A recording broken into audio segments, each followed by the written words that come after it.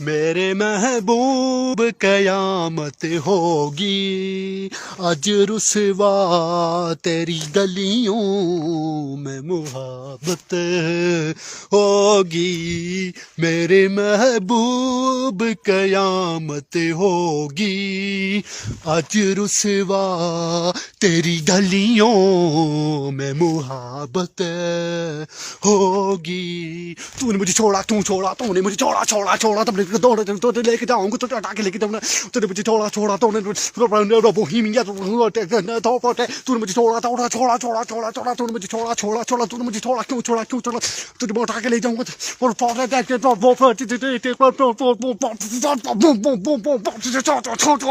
تو نے چھوڑا۔ میرے محبوب قیامت ہوگی، آج رسوا تیری گلیوں میں محبت ہوگی۔ السلام علیکم۔ اب قادریوں کو پریشان ہونے کی ضرورت ہی نہیں ہے۔ بپا جانی الیاس قادری نے جنت کا ایک خفیہ دروازہ ڈھونڈ نکالا۔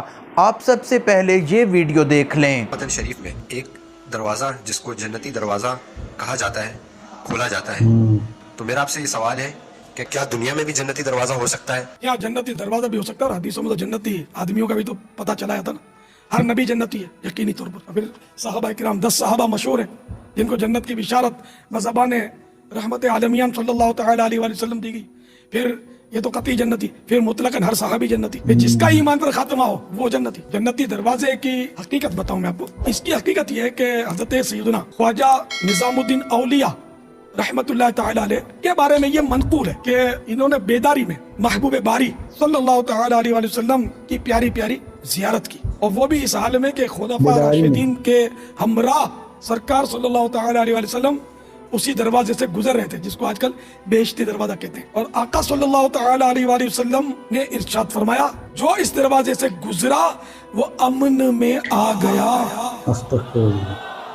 تو اس حکایت کو، اس واقعے کو بے شمار اولیاء کرام رحمہم اللہ السلام نے برقرار رکھا، اور آج تک مسلمان اس کو تسلیم کرتے آ رہے ہیں۔ یہ ہے بہشتی دروازے کی حقیقت۔ اللہ ہم سب کو اس میں سے گزرنا نصیب فرمائے۔ اس لیے وسوسے نہیں پالنے چاہیے، اور اسی منڈن والے سوچن والے نہیں، کیونکہ عقل کو تنقید سے فرصت نہیں، عشق پر۔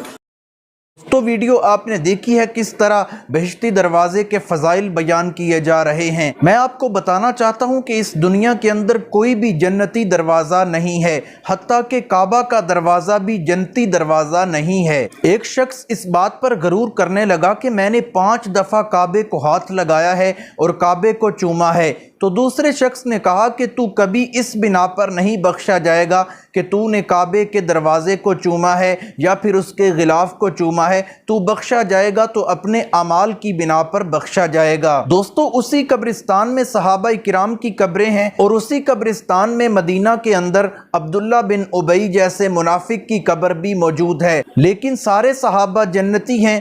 عبداللہ بن ابی کو اس قبرستان میں دفن ہونا کچھ فائدہ نہ دے سکا۔ ایک روایت کے مطابق نبی کریم صلی اللہ تعالی علیہ وسلم نے عبداللہ بن ابی کا جنازہ بھی پڑھایا، اور ایک روایت کے مطابق ہے کہ اپنا کرتا مبارک اتار کر اسے دیا۔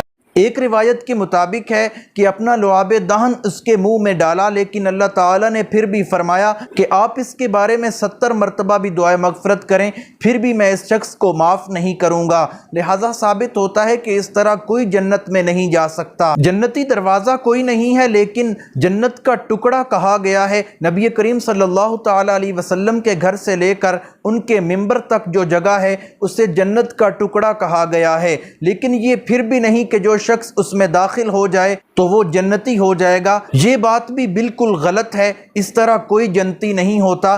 ہمیشہ قرآن و سنت پر عمل کریں گے تو ہی جنت ملے گی۔ اب چلتے ہیں اگلی ویڈیو کی طرف کہ جس میں امین القادری ایک بابے کے فضائل بیان کرتے ہوئے کہتا ہے کہ بابا جی کا پیشاب زمین نگل لیتی تھی۔ مختوم اشرف جہانگیر سمنانی رضی اللہ تعالیٰ عنہ ارشاد فرماتے کہ سرکار غوث پاک کے جسم پہ مکھی نہیں بیٹھتی تھی، غوث پاک کے جسم پہ مکھی نہیں بیٹھتی، اور جب آپ بول و براز کرتے تھے، جب آپ رفع حاجت کرتے تھے تو زمین اس کو نگل لیتی تھی۔ آپ کے بول و براز کو، فضلات کو کسی نے دیکھا نہیں، زمین اس کو نگل لیتی تھی۔ اور آپ کے جسم سے مشک کی خوشبو آتی تھی. سیدنا سید عبد الجبار الگیلانی جو آپ کے شہزادے ہیں جن کا مزار بغداد شریف میں، انہوں نے پوچھا بابا ہم یہ دیکھتے ہیں حدیث کی کتابوں میں کہ یہ تو رسول اللہ کی شان ہے، جسم پہ مکھی کا نہ بیٹھنا، مشک کی خوشبو کا آنا، فضلات کا زمین کا نگل جانا، یہ تو رسول اللہ کی شان میں ہم نے پڑھا ہے، لیکن یہ ہم آپ میں دیکھ رہے ہیں. اور یقیناً آپ نبی تو نہیں، یقیناً نبی نہیں. غوث پاک نے کہا بالکل میں نبی نہیں ہوں، نبی کا غلام ہوں، نبوت ختم ہے. لیکن کیا فرماتے ہیں غوث پاک؟ سنو، فرماتے بیٹا یہ جو تم دیکھتے ہو نا، مکھی نہیں بیٹھتی، مشک کی خوشبو آتی ہے اور فضلات کو زمین نگل جاتی ہے، اس کی وجہ کیا ہے تمہیں پتہ ہے؟ تو دوستو جہالت آپ نے دیکھی ہے کس طرح کہا جا رہا ہے کہ زمین ان کا پیشاب نگل لیتی تھی. یہ بالکل غلط بات ہے اور ولیوں پر بہت بڑا بہتان ہے. اس بات کی کوئی حقیقت نہیں، یہ صرف اور صرف آپ کے ایمان پر ڈاکہ ڈالا جا رہا ہے. دوستو امین القادری کو میں جھوٹوں کا چیمپئن اس لیے کہتا ہوں، یہ جو منہ میں آئے کہہ دیتا ہے، سوچتا سمجھتا نہیں کہ آخر میں کیا بول رہا ہوں. آپ اس کی یہ ویڈیو بھی دیکھ لیں جس میں کہہ رہا ہے کہ تیری نسل پاک میں ہے بچہ بچہ نور کا. رضویہ میں لکھا کہ غوث پاک کہتے ہیں کہ انسانوں کے بھی پیر ہیں، ان سب کے پیروں کے پیر کا نام عبد القادر جیلانی ہے. جناتوں کے بھی پیر ہیں، ان سب کے پیروں کے پیر کا نام عبد القادر جیلانی ہے. اور فرشتوں کے بھی پیر ہیں، ان سب کے پیروں کے پیر کا نام عبد القادر جیلانی ہے. یہ میرے مرشد کی شان ہے، غوث پاک کی شان یہ ہے، پیروں کے پیر ہے. تو کہا کہ اس کے ایک ایک بال سے نور نکل رہا ہے، میں نور دیکھ رہا ہوں. اب وہ نور قادریت کا ان آنکھوں سے نہیں دکھتا، جب دل کی آنکھیں روشن ہوتی ہے تب نظر آتا ہے. کہ اس کا ایک ایک بال منور ہے. لوگ کہتے ہیں نبی کا پورا خاندان نور کیسے؟ او نادان، جو صرف مرید ہو جائے غوث پاک اس کا بھی بال بال نور سے منور کر دیتے ہیں. جب مریدوں کی نورانیت کا یہ عالم ہے تو خود کی نورانیت کا عالم کیا ہوگا؟ اور جب خود کی نورانیت یہ ہے تو ان کے آباء و اجداد کی نورانیت کی شان کیا ہوگی؟ اسی لیے تو اہل سنت کے امام کہتے ہیں تیری نسل پاک میں ہے بچہ بچہ نور.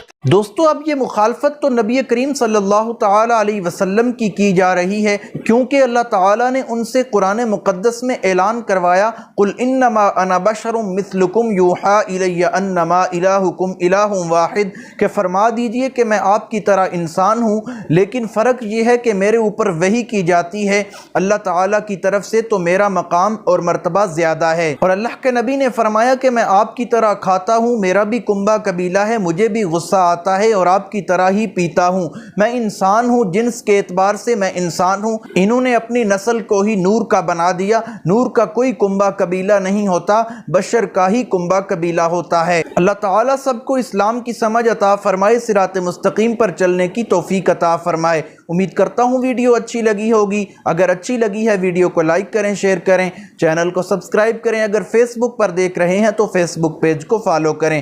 ملتے ہیں ایک نئی ویڈیو کے ساتھ، تب تک کے لیے اللہ حافظ.